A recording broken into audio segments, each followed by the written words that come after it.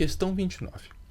Item 16. Sabe-se que 2 mais i e 3 menos 2i são raízes do polinômio p de x, que é de grau 5. Ao escolher ao acaso uma das raízes desse polinômio, a probabilidade de essa raiz ser um número real é de 60%. Então vamos lá.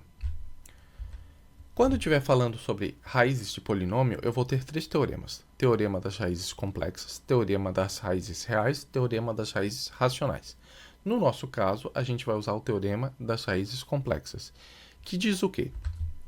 Considerando um polinômio com coeficientes reais, 2 informações. A primeira, toda vez que um número complexo for raiz, então o seu conjugado também vai ser raiz.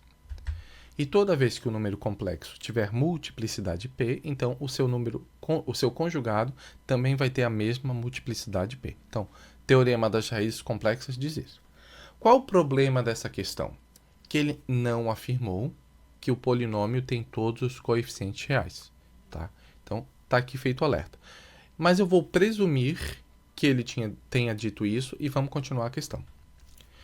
O meu polinômio, ele diz que é do grau 5. Se é um polinômio do grau 5, ele vai ter 5 raízes. E eu posso reescrever esse polinômio na forma fatorada assim. O polinômio vai ser o coeficiente dominante vezes 5 binômios, cada um com a sua raiz. x1, x2, x3, x4, x5.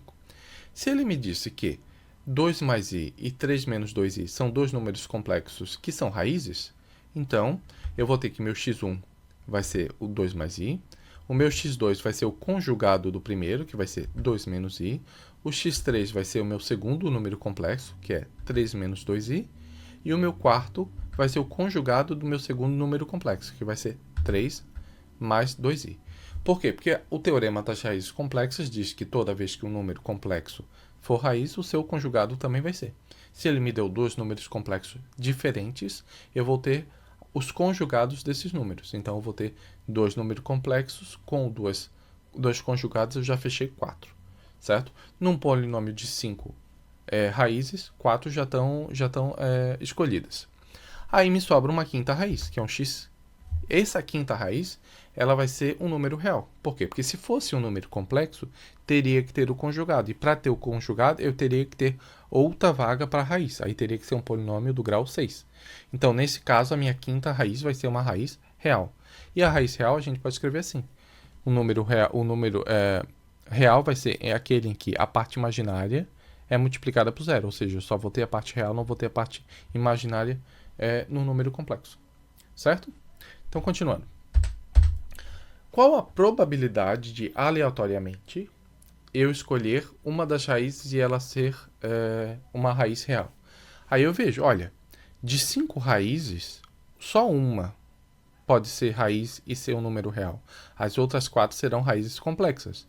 Então, aqui, ó, a probabilidade de ser raiz e, esse chapeuzinho aqui é o símbolo do e, ser raiz e ser real é igual ao número de raízes que satisfazem essas duas condições, que é ser raiz e ser real, é dividido pelo número total de raízes, que são 5.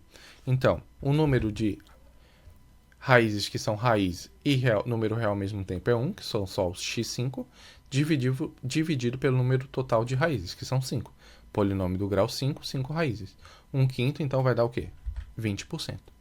Certo? Se, por acaso, eu esquecesse dessa teoria das raízes complexas, o que eu ia fazer? Ele me deu aqui 2 números complexos, eu ia pegar x1 e x2 complexo, dá 3 raízes que são reais. Aí, na hora que eu pegar 3 por 5, ia dar 60%, que ia bater com um dado enunciado. Por isso que eu acho que o erro da questão não seria necessariamente a condição de coeficientes reais. Seria, sim, o conhecimento sobre o teorema das raízes complexas. Mas vamos continuar. Então, a probabilidade seria 20%. Item 16, então, a probabilidade da raiz ser um número real de 60%, não. A probabilidade é 20%. Então, o item 16 da questão 29, então, errado.